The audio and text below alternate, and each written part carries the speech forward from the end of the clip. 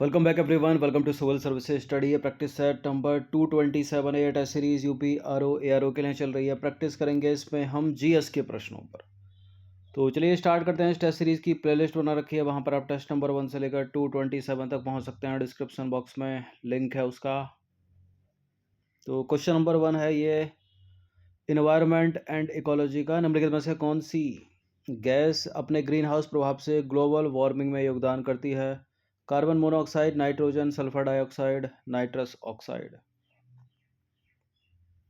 कौन सी वो गैस है जो अपने ग्रीन हाउस प्रभाव से ग्लोबल वार्मिंग में योगदान करती है?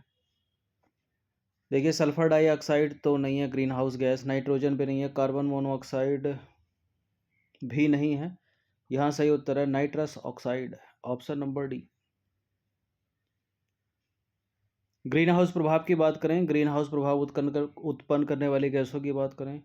ग्रीन हाउस प्रभाव एक ऐसी घटना है जहां पृथ्वी के वायुमंडल में कुछ गैसें सूर्य से ऊष्मा को अवशोषित करती हैं और पृथ्वी को गर्म करती हैं। इन गैसों को ग्रीन हाउस गैसों के रूप में जाना जाता है। इसमें शामिल है कौन कौन सी? कार्बन डाइऑक्साइड यानी CO2, nitrous oxide N2O, methane CH4, ozone O3, fluorinated गैसें और जलवाष्प। ठीक है, ये सब इतना। अब इसमें जो कार्बन डाइऑक्साइड है यानी CO2 और CH4, ये दो सबसे महत्वपूर्ण ग्रीन हाउस गैसें हैं जो ग्लोबल वार्मिंग में योगदान करती हैं। ये वातावरण में ऊष्मा को अवशोषित करती हैं और इसे अंतरिक्ष में जाने से रोकती हैं। इसे किसे? ऊष्मा को। ये नंबर इस पर कॉल या व्हाट्सएप करके आप फुल टेस्ट सीरीज प्राप्त कर सकते हैं RO की। देखिए, इस ऊष्मा के अवशोषित करने से वैश्विक तापमान यानी ग्लोबल वार्मिंग में वृद्धि होती है। क्वेश्चन नंबर 2 पर आ जाइए। पारिस्थितिकी शब्द को सबसे पहले किसने दिया था? अरस्तु, रिटर, खुराना, ब्राउन।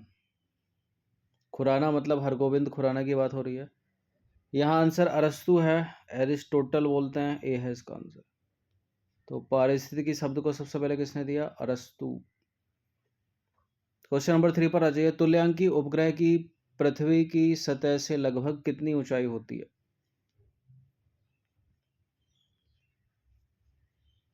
ये कई तरह से प्रश्न पूछा गया है टेस्ट सीरीज में। इसका उत्तर है लगभग 36,000 किलोमीटर, बी।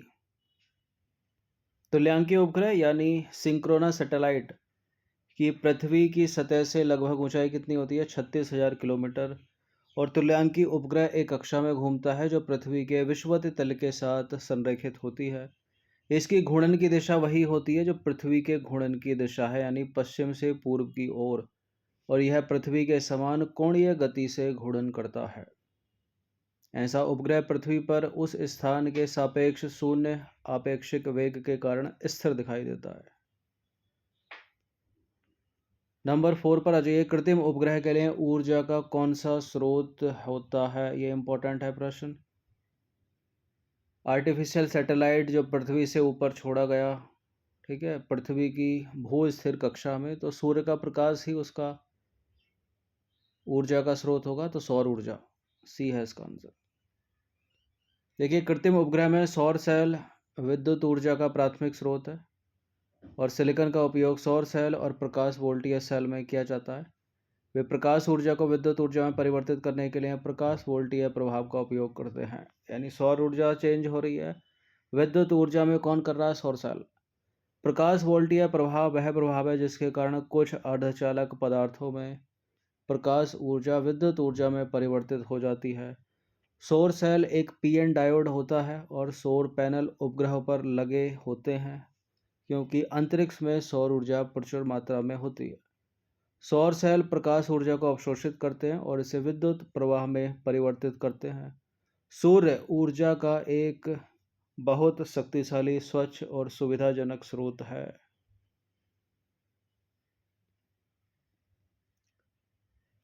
चलिए अब आ जाइए क्वेश्चन नंबर 5 पर। पृथ्वी के अपने अक्ष पर घूमने की अवधि के समान कक्षीय अवधि वाले उपग्रह को डैश के रूप में जाना जाता है?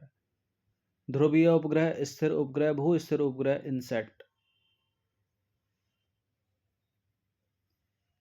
क्या है इसका आंसर? इसका आंसर है भू स्थिर उपग्रह, ऑप्शन नंबर सी। देखिए भूस्थैतिक पृथ्वी की कक्षा यानी जियोस्टेशनरी अर्थ ऑर्बिट,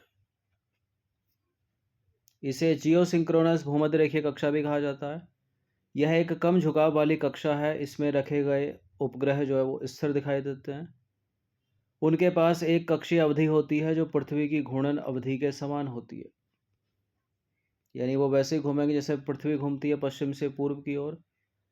तो सी आंसर करेक्ट हो गया फिलहाल। इसलिए उपग्रह प्रत्येक दिन एक ही समय पर आकाश में एक ही बिंदु पर लौटता है या दिखाई देता है। संचार उपग्रहों को अक्सर भूस्थैतिक कक्षा में रखा जाता है और इससे अर्थ एंटीना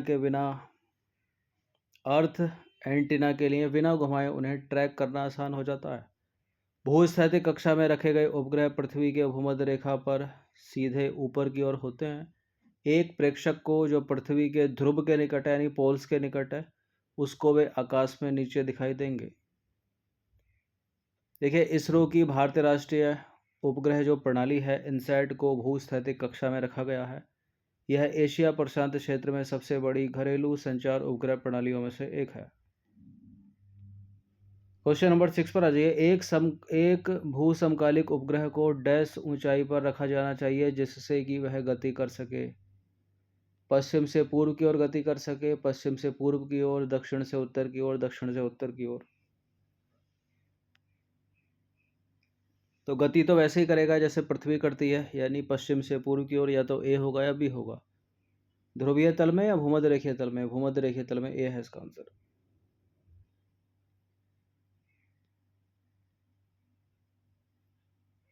देखिए एक भूस्थिर उपग्रह पृथ्वी की परिक्रमा करने वाला उपग्रह है जो उसी समय पृथ्वी के चारों ओर घूमता है जब पृथ्वी अपने अक्ष के साथ घूमती है। परिक्रमण के समान समय के कारण यह पृथ्वी से स्थिर दिखाई देता है और इसलिए इसे भूस्थिर कहा जाता है। भूस्थिर उपग्रह को पृथ्वी के भूमध्य रेखा से लगभग 35,800 किलोमीटर ऊंचाई पर रखा गया है। देखिए एक भूस्थिर उपग्रह को भू समकालिक उपग्रह के रूप में भी जाना जाता है क्योंकि यह पृथ्वी के घूर्णन से मेल खाता है। हम जानते हैं कि पृथ्वी पश्चिम से पूर्व की ओर घूमती है, इसलिए उपग्रह को पृथ्वी से स्थिर देखने के लिए भूमध्य रेखा में पश्चिम से पूर्व की ओर पृथ्वी की परिक्रमा करनी होगी। नंबर 7 पर आ जाइए। संचार उपग्रह को डैश में रखा गया है। भूस्थिर कक्षाओं में, ध्रुवीय कक्षाओं में, इनमें से कोई नहीं। ध्रुवीय कक्षाओं या भूस्थिर कक्षाओं में से किसी भी एक में।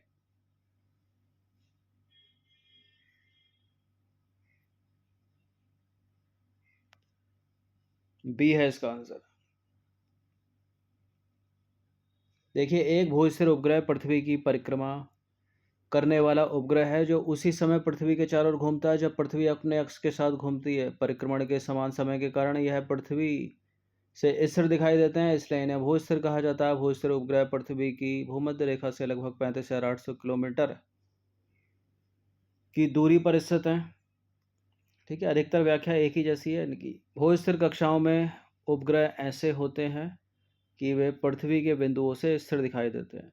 संचार उपग्रहों को एक भूस्थिर कक्षा में रखा जाता है ताकि पृथ्वी पर स्थित एंटीना को उन्हें ट्रैक करने के लिए घूमना ना पड़े, लेकिन आकाश में उस स्थिति में स्थायी रूप से इंगित किया जा सकता है जहां उपग्रह स्थित हैं।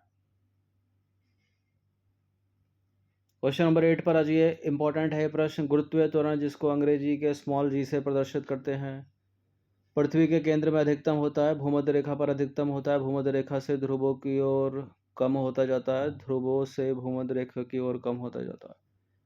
यह अपनी सुंदर सी पृथ्वी बीच से एक रेखा खींच दो। 0 डिग्री ऊपर का हो गया उत्तरी गोलार्ध, नीचे का हो गया दक्षिणी गोलार्ध। यह हो गया उत्तरी ध्रुव, यह हो गया दक्षिणी ध्रुव।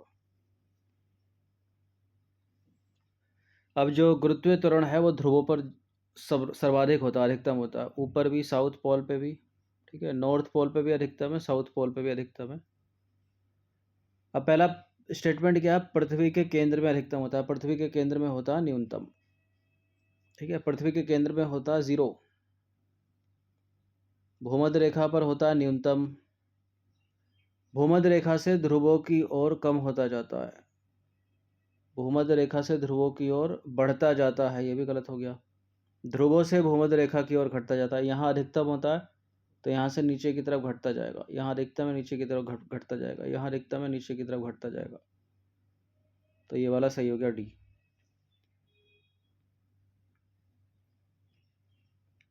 देखिए गुरुत्वाकर्षण जी निम्नलिखित 4 कारकों से प्रमुख रूप से प्रभावित होता है। कौन कौन से वो कारक? पृथ्वी का आकार, पृथ्वी की घूर्णन गति, पृथ्वी की सतह से ऊंचाई, पृथ्वी की सतह के नीचे गहराई, पृथ्वी पूर्णतः गोलाकार नहीं है बल्कि एक चपटी गोलाकार है, और पृथ्वी की ध्रुवीय त्रिज्या इसकी विषुवतीय त्रिज्या से 21 किलोमीटर छोटी है। देखिए पृथ्वी की सतह पर गुरुत्वाकर्षण का मान लगभग 9.8 मीटर प्रति सेकंड स्क्वायर है। गुरुत्वाकर्षण घटता है जब कोई व्यक्ति ध्रुवों से भूमध्य रेखा की ओर जाता है तो, और भूमध्य रेखा से ध्रुवों की तरफ जाएगा तो बढ़ता जाएगा और ध्रुवों पर अधिकतम होगा। इन सभी चीज़ों को याद रखिएगा, स्टेटमेंट बनाकर पूछी जाती हैं या सीधे सीधे पूछ लेगा। क्वेश्चन नंबर 9 पर आ जाइए। भूस्थैतिक उपग्रह का कौन सा भौतिक गुण पृथ्वी के भौतिक गुण के समान है? रेखिक वेग, रेखिक त्वरण, कोणीय वेग, कोणीय संवेग। ये था ऊपर किसी एक्सप्लेनेशन में। यह है कोणीय वेग, ऑप्शन नंबर सी। देखिए भूस्थैतिक उपग्रह के लिए आवश्यक शर्तें। इसे पृथ्वी के विषुवतीय तल के साथ संकेंद्रित कक्षा समतलीय में घूमना चाहिए, और इसके घूर्णन की दिशा पृथ्वी के समान ही होगी, यानी पश्चिम से पूर्व की ओर। और पृथ्वी के परितः इसका जो परिक्रमण काल है ठीक वही होना चाहिए जो पृथ्वी की अपनी धुरी पर होता है, यानी 24 घंटे। और इनका कोणीय वेग पृथ्वी के समान होता है। क्वेश्चन नंबर 10 पर आ जाइए। प्रिज्म द्वारा सफेद प्रकाश के विक्षेपण में प्रकाश का कौन सा रंग न्यूनतम विचलित होगा? न्यूनतम विचलन किसका होता है, अधिकतम विचलन किसका होता है? यह विवग्योर आपने स्कूल में अगर पढ़ा हो तो न्यूनतम विचलित होता है रेड कलर और अधिकतम विचलित होता है वॉयलेट कलर यानी बैंगनी। तो न्यूनतम पूछा है तो लाल रंग इसका आंसर हो जाएगा, option number B.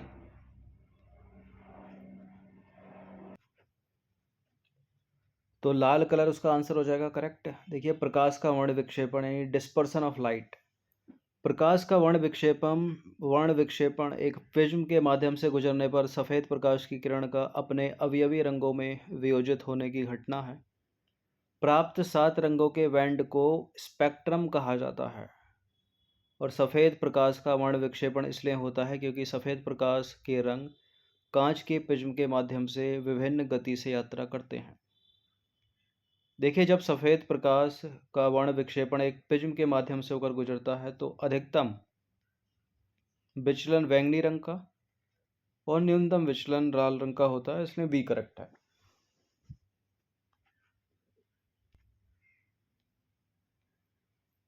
Question number 11 पर आ जाइए। इंडियन पॉलिटी का प्रश्न है। 73वें संविधान संशोधन के माध्यम से पंचायती राज संस्थाओं में चुनाव लड़ने के लिए न्यूनतम आयु कितनी होनी चाहिए? 73वें संविधान संशोधन 1992 कितनी होनी चाहिए? 21 वर्ष। देखिए पंचायती राज संस्थान को 73वें संविधान संशोधन 1992 के माध्यम से भारतीय संविधान में शामिल किया गया था। इसके 3 स्तर हैं, ग्राम स्तर, मध्यवर्ती स्तर और जिला स्तर। 73वें संविधान संशोधन अधिनियम 1992 के अनिवार्य प्रावधान बड़े अनिवार्य हैं, ये इंपॉर्टेंट है एग्जाम के लिए। क्या क्या किए गए प्रावधान? देखिए गांव में ग्राम सभा का आयोजन, पंचायत 3 स्तरों की एक संस्था है, ग्राम, मध्यवर्ती और जिला स्तर, और पंचायतों की सभी सीटों पर सीधा चुनाव, मध्यवर्ती और जिला स्तर पर अध्यक्ष के लिए अप्रत्यक्ष चुनाव, प्रत्यक्ष या अप्रत्यक्ष से निर्वाचित पंचायत के अध्यक्ष और अन्य सदस्यों के लिए मतदान। और पंचायत चुनाव लड़ने के लिए न्यूनतम आयु कितनी वर्ष निर्धारित की गई? 21 वर्ष, यही आंसर है अपना। और पंचायतों का कार्यकाल कितना? 5 वर्ष का। पंचायतों की वित्तीय स्थिति की समीक्षा के लिए प्रत्येक 5 वर्ष के बाद राज्य वित्त आयोग की स्थापना का प्रावधान इसी में था। और क्या क्या? अनुसूचित जाति और अनुसूचित जनजाति और महिलाओं के लिए 1/3 सीटों का आरक्षण, ठीक है, तीनों स्तरों पर, ग्राम, मध्यवर्ती और जिला स्तर पर। पंचायतों का कार्यकाल कितना निर्धारित किया गया? 5 वर्ष निर्धारित किया गया। और किसी भी पंचायत के अधिक्रमण की स्थिति में 6 महीने के भीतर नए सिरे से चुनाव कराए जाएं। अधिक्रमण क्या होता है? किसी व्यक्ति या संस्था को दबा या हटा देना और उसके अधिकार अपने हाथ में ले लेना या किसी दूसरे को दे देना, यानी सुपरसेशन। पंचायतों के चुनाव कराने के लिए राज्य चुनाव आयोग की स्थापना का प्रावधान भी इसी में 73वां संविधान संशोधन 1992 बड़ा ही इंपॉर्टेंट है। 12वां प्रश्न, इंडियन पॉलिटी का निम्नलिखित में से किसका संबंध भारत के सर्वोच्च न्यायालय से है? सुप्रीम कोर्ट ऑफ इंडिया से। कॉलेजियम प्रणाली, अपीलीय अधिकार क्षेत्र, मूल अधिकार क्षेत्र, उपरोक्त सभी। कॉलेजियम प्रणाली सुप्रीम कोर्ट में भी है, हाई कोर्ट में भी है, तो ए आंसर तो नहीं हो सकता इसको, क्योंकि अपीलीय क्षेत्राधिकार भी सर्वोच्च न्यायालय से संबंधित है, दूसरा भी सही है। मूल अधिकार क्षेत्र भी तो सुप्रीम कोर्ट का ही है, तीसरा भी सही है। सारे के सारे हैं, डी है इसका आंसर। तो इसका आंसर हो जाएगा उपरोक्त सभी। देखिए, कॉलेजियम प्रणाली जो होती है यह न्यायाधीशों की नियुक्ति और स्थानांतरण की प्रणाली है जो सर्वोच्च न्यायालय के निर्णयों के माध्यम से विकसित हुई है, न कि संसद के एक अधिनियम या संविधान के एक प्रावधान द्वारा। सर्वोच्च न्यायालय कॉलेजियम का नेतृत्व सीजीआई यानी भारत के मुख्य न्यायाधीश करते हैं और इसमें अदालत के 4 अन्य वरिष्ठतम न्यायाधीश शामिल होते हैं। उच्च न्यायालय यानी हाई कोर्ट के न्यायाधीशों की भी नियुक्ति कॉलेजियम प्रणाली के माध्यम से की जाती है और कॉलेजियम द्वारा नाम तय किए जाने के बाद ही सरकार की भूमिका होती है। अपील न्यायिक क्षेत्र की बात करें तो सर्वोच्च न्यायालय सभी न्यायालयों में अपील का सर्वोच्च न्यायालय है। इसके अपीलीय क्षेत्राधिकार को विभाजित किया जा सकता है। संविधान की व्याख्या से जुड़े मामले, चाहे वो सिविल हो या आपराधिक हो, दीवानी मामले चाहे कोई भी संवैधानिक प्रश्न हो, आपराधिक मामले चाहे कोई भी संवैधानिक सवाल हो, मूल, आरंभिक या प्रारंभिक क्षेत्राधिकार सुप्रीम कोर्ट का। ठीक है, हिंदी में 2-3 नाम है, आरंभिक पूछ ले, प्रारंभिक पूछ ले, आरंभिक पूछ ले या मूल अधिकार क्षेत्र पूछ ले, एक ही बात है। इंग्लिश में सीधा एक ही शब्द लिखा आएगा, ओरिजिनल ज्यूरिसडिक्शन। देखिए, एक संघीय अदालत के रूप में सर्वोच्च न्यायालय भारतीय संघ की विभिन्न इकाइयों के बीच विवादों का फैसला करता है। अधिक विस्तृत रूप से निम्नलिखित के बीच विवाद, मतलब ये ओरिजिनल ज्यूरिसडिक्शन है सुप्रीम कोर्ट का। ठीक है, जैसे कि एक तरफ, आसान भाषा में समझिए, एक तरफ हो गई सेंट्रल गवर्नमेंट और दूसरी तरफ कोई एक राज्य है, उन दोनों के बीच के विवाद हो रहा है। एक तरफ सेंट्रल गवर्नमेंट है, उसके साथ कोई राज्य है, और दूसरी तरफ 2 या 2 से अधिक राज्य हैं या एक ही राज्य है, उनके बीच विवाद। तो ये सारा का सारा विवाद जो है वो सर्वोच्च न्यायालय के आरंभिक, मूल या प्रारंभिक क्षेत्राधिकार यानी ओरिजिनल ज्यूरिसडिक्शन के अंतर्गत आता है। ठीक है, या राष्ट्रपति उपराष्ट्रपति के चुनावों के बीच विवाद, ये भी आरंभिक क्षेत्राधिकार है सर्वोच्च न्यायालय का। 13वां प्रश्न क्या है? राज्यसभा में निम्नलिखित में से किसका प्रतिनिधित्व शामिल है?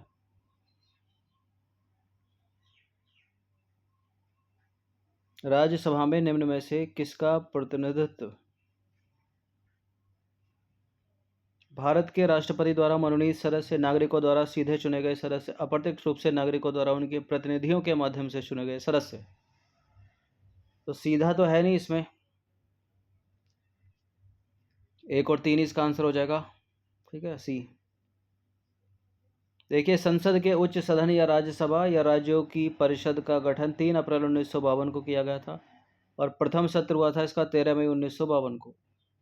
राज्यसभा को संसद का स्थायी सदन कहा जाता है क्योंकि यह कभी पूरी तरह से भंग नहीं होता। संरचना या शक्ति की बात करें तो संविधान का अनुच्छेद 80 राज्यसभा की अधिकतम संख्या 250 निर्धारित करता है, जिसमें 12 सदस्य राष्ट्रपति द्वारा मनोनीत किए जाते हैं तथा 238 सदस्य राज्यों और 2 केंद्र शासित प्रदेशों के प्रतिनिधि होते हैं। तो पहला वाला करेक्ट हो गया। राष्ट्रपति द्वारा मनोनीत सदस्य ऐसे व्यक्ति होते हैं जिन्हें साहित्य, विज्ञान, कला और समाज सेवा जैसे मामलों के संबंध में विशेष ज्ञान या व्यवहारिक अनुभव होता है। ठीक है, ये भी पूछ लेते हैं। राज्यसभा के सदस्य के निर्वाचन की प्रक्रिया की बात करें तो राज्यसभा में सदस्यों और केंद्र शासित प्रदेशों के प्रतिनिधियों का चुनाव अप्रत्यक्ष चुनाव पद्धति से होता है। तो तीसरा वाला करेक्ट है, दूसरा वाला गलत है। यह भी महत्वपूर्ण प्रश्न है, निम्नलिखित कथनों पर विचार करेंगे। 73वें संशोधन या 73वें संविधान संशोधन 1992 के बाद विकेंद्रीकरण किया गया। पूर्ण व्यवस्था का, प्रशासनिक शक्तियों का, न्यायिक शक्तियों का, निर्णय लेने की शक्तियों का। नीचे दिए गए कूट का प्रयोग करके सही उत्तर का चुनाव कीजिए। देखिए 73वें संविधान संशोधन 1992 के बाद विकेंद्रीकरण किया गया। निर्णय लेने की शक्तियों का करेक्ट है। पूर्ण व्यवस्था का सही है। प्रशासनिक शक्तियों का सही है। न्यायिक शक्तियों का विकेंद्रीकरण तो जब भारत आज़ाद हुआ था 1947 में ही कर दिया गया था। 3 स्तरों पर, जिला और सत्र न्यायालय, ठीक है, उसके बाद उच्च न्यायालय, फिर पूरे भारत के लिए एक सर्वोच्च न्यायालय। तो जहाँ जहाँ सी है उसको हटा दीजिए, मतलब 3 है उसको हटा दीजिए। इसका आंसर हो जाएगा ऑप्शन नंबर सी। 73वें संविधान संशोधन अधिनियम 1992 के माध्यम से निम्न का विकेंद्रण किया गया। निर्णय लेने की शक्तियों का, प्रशासनिक शक्तियों का, ठीक है, इनको पढ़ सकते हो आप, वित्तीय शक्तियों का, संपूर्ण व्यवस्था का। अब बात करते हैं सी वाले पॉइंट की। देखिए स्वतंत्रता के बाद यानी 15 अगस्त 1947 से भारत में न्यायपालिका का विकेंद्रण होना चाहिए। भारत में न्यायपालिका के 3 स्तरों को इस प्रकार विभाजित किया गया। जिला स्तर पर जिला और सत्र न्यायालय, राज्य स्तर पर उच्च न्यायालय और शीर्ष स्तर पर सर्वोच्च न्यायालय पूरे भारत के लिए। तो तीसरा स्टेटमेंट गलत है क्योंकि ये देश की आज़ादी के समय हो गया था, न कि 1992 में। 15वां प्रश्न है, राज्य की मंत्रिपरिषद सामूहिक रूप से किसके प्रति उत्तरदायी होती है? राज्य की विधानसभा के प्रति केवल। तो मुख्यमंत्री के नेतृत्व में एक मंत्रिपरिषद राज्यपाल को उनके कर्तव्यों के पालन में सहायता और सलाह देगी, सिवाय उन मामलों के जहां उन्हें अपने विवेक से अपनी शक्तियों का प्रयोग करने की आवश्यकता होगी। यदि यह प्रश्न उठता है कि कोई मामला राज्यपाल के विवेक के अंतर्गत आता है या नहीं, तो राज्यपाल का निर्णय अंतिम होगा और राज्यपाल के कार्यों पर इस आधार पर सवाल नहीं उठाया जाएगा कि उन्हें स्वयं विवेक से काम करना चाहिए था या नहीं करना चाहिए था। अनुच्छेद 164 के अनुसार मंत्रिपरिषद सामूहिक रूप से राज्य की विधानसभा के प्रति उत्तरदायी होती है। इसका अर्थ यह है कि सभी मंत्रियों ने विधानसभा के समक्ष अपने सभी कार्यों के लिए जिम्मेदारी साझा की है। और केंद्र में मंत्रिपरिषद लोकसभा के प्रति सामूहिक रूप से उत्तरदायी होती है, यह भी याद रखिएगा। 16वां प्रश्न आसान सा प्रश्न है, भारतीय संविधान को बनाने में कितना समय लगा था? कई बार एग्जाम में पूछा गया है ये प्रश्न। 2 वर्ष 11 महीने और 18 दिन का समय लगा था। डी है इसका आंसर। देखिए संविधान सभा द्वारा वर्ष 1949 में 26 नवंबर को संविधान को पूरा किया गया। भारत के संविधान का मसौदा तैयार करने और उसे अंतिम रूप देने में 2 वर्ष 11 महीने 18 दिन लगे। संविधान सभा की जो पहली बैठक हुई 9 दिसंबर 1946 को हुई। संविधान बनाने में कुल 64 लाख रुपए खर्च हुए थे। संविधान सभा के महत्वपूर्ण सत्र, इनसे संबंधित प्रश्न एग्जाम में पूछे जाते हैं। जैसे कि मई 1949 में इस दिन राष्ट्रमंडल में भारत की सदस्यता की पुष्टि की गई। 22 जुलाई 1947 इस दिन राष्ट्रीय ध्वज को अपनाया गया था। 24 जनवरी 1950 इस दिन राष्ट्रगान को अपनाया गया था और इस दिन डॉक्टर राजेंद्र प्रसाद को भारत के प्रथम राष्ट्रपति के रूप में चुना गया था। और क्या किया गया? संविधान सभा ने अपने अंतिम सत्र आयोजित किया था। 17वां प्रश्न है, सर्वेंट ऑफ पीपल सोसाइटी, वर्ष 1921 में सर्वेंट ऑफ पीपल सोसाइटी की स्थापना निम्नलिखित में से किसने की थी? सर्वेंट ऑफ इंडिया सोसाइटी नहीं पूछ रहा, सर्वेंट ऑफ पीपल सोसाइटी पूछ रहा है। इसका उत्तर क्या है? इसका उत्तर है लाला लाजपत राय, डी। देखिए लाला लाजपत राय ने अकाल पीड़ित लोगों की मदद करने और उन्हें मिशनरियों के चंगुल से बचाने के लिए वर्ष 1897 में हिंदू राहत आंदोलन, हिंदू रिलीफ मूवमेंट शुरू किया। उन्होंने वर्ष 1921 में सर्वेंट ऑफ पीपल सोसाइटी की स्थापना की। तो डी करेक्ट है।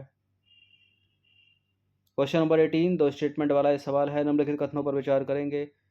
भारत का मूल संविधान धर्मनिरपेक्षता और अखंडता को परिभाषित करता है। समाजवाद शब्द संविधान की प्रस्तावना में मूल संरचना का हिस्सा है। कौन सा करेक्ट है?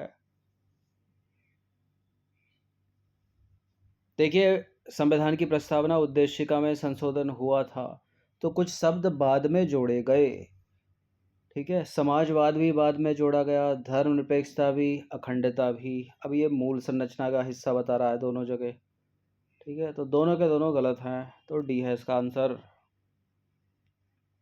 देखिए जब संविधान सभा ने देश का संविधान लिखा था तो उस समय संविधान की प्रस्तावना में सेकुलर यानी धर्मनिरपेक्षता, सोशलिस्ट यानी समाजवाद तथा इंटीग्रिटी यानी अखंडता शब्द नहीं थे, बाद में जोड़े गए। 42वें संविधान संशोधन के द्वारा बाद में जोड़े गए प्रस्तावना में, तो दोनों के दोनों इनकरेक्ट हैं। क्वेश्चन नंबर 19 पर आ जाइए। संयुक्त राष्ट्र सुरक्षा परिषद में 5 स्थायी सदस्य होते हैं और 10 होते हैं गैर स्थायी सदस्य या अस्थायी सदस्य।